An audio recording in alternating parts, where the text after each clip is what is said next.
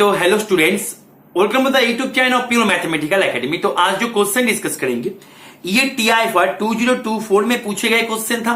Question पूछा गया था रियल एनालिसिस से। तुम चाहो तो इसको ऑर्डिनरी डिफरेंशियल इक्वेशन से भी तुम इसको ले सकते हो, ठीक है। अच्छा, क्वेश्चन नंबर था 9 एंड क्वेश्चन की डिफिकल्टी लेवल की मैं यदि बात करूं तो मैं इसको 2 स्टार से ही रेटिंग करूंगा आउट ऑफ 5 स्टार, ठीक है। तो क्वेश्चन का सोल्यूशन पे जाने से पहले मैंने क्वेश्चन को ऑलरेडी जूम करके रखे।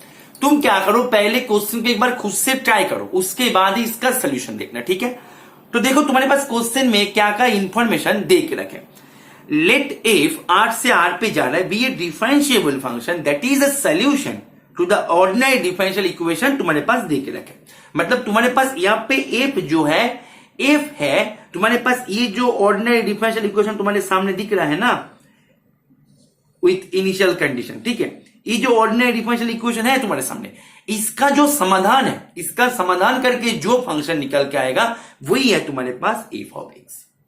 अभी ये जो तुम्हारे पास इसका सोल्यूशन निकल के आ गया, ये सोल्यूशन बाउंडेड होगा या बाउंडेड नहीं होगा, पीरियोडिक होगा या पीरियोडिक नहीं होगा, ये सबको लेके ही तुम्हें यहाँ पे कंप्लीट क्वेश्चन में तुम्हें चर्चा करना है। तो तुम्हारे इनिशियल टास्क तुम्हारा ये होगा कि ये जो दिए गए डिफरेंशियल इक्वेशन है इसको समाधान करना, क्योंकि इसको जब तक तुम समाधान नहीं करोगे तब तक तुम्हारे हाथ में फंक्शन एफ वो तो आएगा नहीं। अभी जब तक तुम्हारे पास एफ नहीं आएगा तब तक तुम उसके बारे में बाउंडेड या पीरियोडिक उसके बारे में कमेंट कैसे करोगे। बात को समझ में आ रहा है? तो your first task is to find the solution of the given ordinary differential equation. Is it okay? चलो तो हम देख लेते हैं। तो तुम्हारे पास दिए गए जो डिफरेंशियल इक्वेशन है उसको एक बार यहाँ पे हम क्या कर लेते हैं, लिख लेते हैं, ठीक है। चलो तो f dash t equals to sine square f of t, ये मेरे पास दिए गए डिफरेंशियल इक्वेशन था। अच्छा ठीक है, इसको मैं ऐसे भी तो लिख सकते हैं df बाई dt, इसका अर्थ तो यही होता है, इसका मीनिंग, ठीक है, equals to sine square f of t, ठीक है। क्लियर है? चलो दैट मीन्स हमारे पास क्या मिल गया, हमारे पास मिल गया df upon sine square f equals to dt। Is it clear? चलो अभी तुम क्या करो, सिंपल सा इंटीग्रेशन कर दो। बहुत ही सिंपल क्वेश्चन था, ठीक है। तो यहां पे क्या होगा, cosec square F df।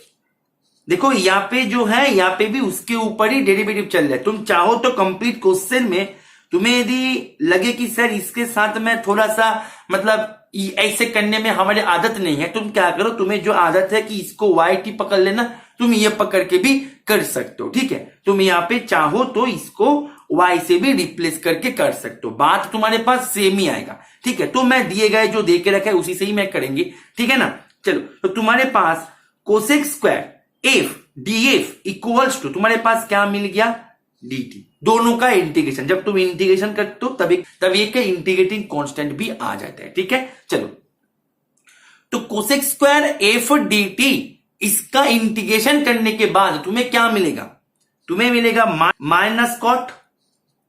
Is it okay? तो ये तुम्हारे पास मिल जाएगा t plus c, right? Clear है? अच्छा अभी देखो तुम्हारे पास दिए गए कंडीशन क्या था, एफ ऑफ 0 इक्वल्स टू 1। अच्छा that means f of 0 equals to 1, इसको हमने यदि यहां पे बैठा दिया तो हमें क्या मिलेगा, minus cot of f of 0 equals to c। Therefore what we have c equals to minus of cot 1। तो हमारे पास क्या मिल गया, हमारे पास यहां से मैं यदि बात करी, हमारे पास मिल गया minus cot F equals to T minus cot 1। T plus C था ना, तो सी की जगह पे हमने सी का वैल्यू भी बैठा दिया यहां पे। Is it okay? क्लियर है? चलो तो दैट मीन्स तुम्हारे पास क्या मिल गया, तुम्हारे पास मिल गया cot of f equals to cot 1 minus t. Therefore f of t जो है ये तुम्हारे पास मिल गया cot inverse cot of 1 minus t. That means यहाँ पे जो भी आई, मैं इसको यदि तुम्हें GT मान ले, ठीक है, मतलब जो भी है मैंने इसको H मान लिया, जो भी है मेरा इसके ऊपर कोई भी फोकस नहीं है, इसके ऊपर मेरा कोई भी फोकस नहीं है, क्योंकि तुम्हारे पास जो भी आया तो कॉट इनवर्स फंक्शन, मतलब एफ ऑफ टी जो है एक कॉट इनवर्स फंक्शन के माध्यम से तुम इसको रिप्रेजेंट किया। अभी कॉट इनवर्स फंक्शन रियल में क्या होता है, मतलब रियल डोमेन में क्या होता है, कॉट इनवर्स फंक्शन क्या होता है, बाउंडेड होता है। कॉट इनवर्स फंक्शन जो है ये तो बाउंडेड होता है। कॉट इनवर्स फंक्शन का रेंज क्या होता है, 0 से पाई। टेन इनवर्स फंक्शन का रेंज क्या होता है, -π/2 से π/2। ये सब चीजें तो याद है ना, क्लास 11 में करके रखे हो। तो कॉट इनवर्स मतलब तुम्हारे पास फंक्शन जो है, फंक्शन तुम्हारे पास मिल गया कॉट से, फंक्शन मिल गया कॉट से। दैट मीन्स ये जो फंक्शन है इसका रेंज जो है, मतलब इसका मैं यदि बात करें, इसका रेंज की मैं यदि बात करें, इसका रेंज चला जाएगा सबसेट, मतलब इसका रेंज जो है ये हो जाएगा सबसेट ऑफ 0 से पाई। अभी 0 से पाई खुद बाउंडेड है, दैट मीन्स ये जो है इसका रेंज तो बाउंडेड होगा ही। तो देयरफॉर फंक्शन जो है, फंक्शन तुम्हारे पास मिल गया बाउंडेड, ठीक है। अभी तुम्हें पीरियोडिक चेक करना है। तुम मुझे बताओ कॉट इनवर्स फंक्शन कभी पीरियोडिक हो सकता है, टेन इनवर्स फंक्शन कभी पीरियोडिक होता है? इसका ग्राफ को देखो, ग्राफ को याद करो जो तुमने क्लास 11 में करके आए हो। ट्रिगो फंक्शन जब तुमने पढ़े थे तब तो तुम्हें याद आ रहा होगा ना कि टेन इनवर्स फंक्शन का ग्राफ कुछ इस प्रकार से होते हैं। यह है टेन इनवर्स का फंक्शन, टेन इनवर्स फंक्शन का ग्राफ। अच्छा, कॉट इनवर्स फंक्शन का ग्राफ कैसे होता है बेटा? कुछ इस प्रकार से होते हैं। बात को समझ में आ रहा है? अभी पीरियोडिक फंक्शन क्या करते हैं, एक जगह के बाद अपना जो ग्राफ है उसको रिपीट करते हैं, पीरियोडिक फंक्शन का बेसिक डेफिनेशन क्या है, उसका जो पीरियड है जिसको मैं फंडामेंटल पीरियड बोलते हैं, उसके बाद वो ग्राफ जो है अपना कैरेक्टर को रिपीट करता है। लेकिन यहां पे अपना कैरेक्टर रिपीट करने वाला कोई भी जगह ऐसे नहीं मिलेगा। बात को समझ में आ रहा है कि नहीं आ रहा है? इज इट ओके और नॉट?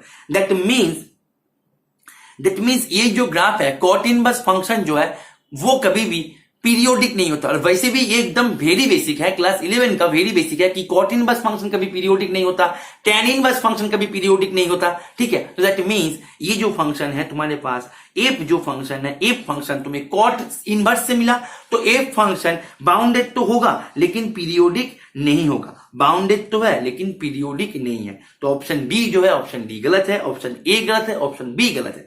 तो इसके मैं यदि बात करें, इसका आंसर हो जाएगा ऑप्शन सी, ठीक है, सी, ठीक है। तो उम्मीद है ये सोल्यूशन तुम्हें समझ में आ गया होगा। और तुम जो भी एग्जाम के लिए तैयारी करो, तुम यदि CSIR नेट के लिए तैयारी करो या IIT JAM के लिए तैयारी करो या TIFR के लिए तैयारी करो, तुम यदि तुम्हारे प्रिपरेशन को एक प्रॉपर गाइडेंस के माध्यम से लेना चाहते हो, ऐसे कॉन्सेप्ट्स को सीखना चाहते हो, then you can also enroll yourself in our regular courses. हमने रेगुलर कोर्सेज में ज्वाइन करने के लिए तुम्हें करना क्या होगा, ये जो स्क्रीन पे दिए गए नंबर है यहाँ पे तुम्हें कॉल कर लेना है या फिर व्हाट्सअप कर देना है, ठीक है। और तुम यदि तुम्हारे प्रिपरेशन को एक हाई क्वालिटी टेस्ट सीरीज के माध्यम से आगे लेके जाना चाहते हो, एक ऐसे टेस्ट सीरीज जो कि कोई भी प्रीवियस ईयर क्वेश्चन को कंटेन नहीं करता है, जो भी क्वेश्चन कंटेंट करता है एकदम high quality and totally new question content करता है, then you can also enroll yourself in our test series batches जो कि सेपरेटली आता है। उसके लिए भी तुम्हें इसी नंबर पे ही कॉल कर लेना है या फिर व्हाट्सअप कर देना है, ठीक है। हमारे टेस्ट सीरीज में तुम्हें एक भी क्वेश्चन प्रीवियस ईयर क्वेश्चन दिखने को नहीं मिलेगा। जो भी क्वेश्चन है एकदम high quality and completely new question है, ठीक है। तुम्हें भी ज्वाइन करके तुम्हारे प्रिपरेशन को काफी सारे बूस्ट दे सकते हो, ठीक है। तो उम्मीद करते हैं ये सेशन को तुमने एंजॉय किया। ओके, चलो, थैंक यू, हैप्पी लर्निंग।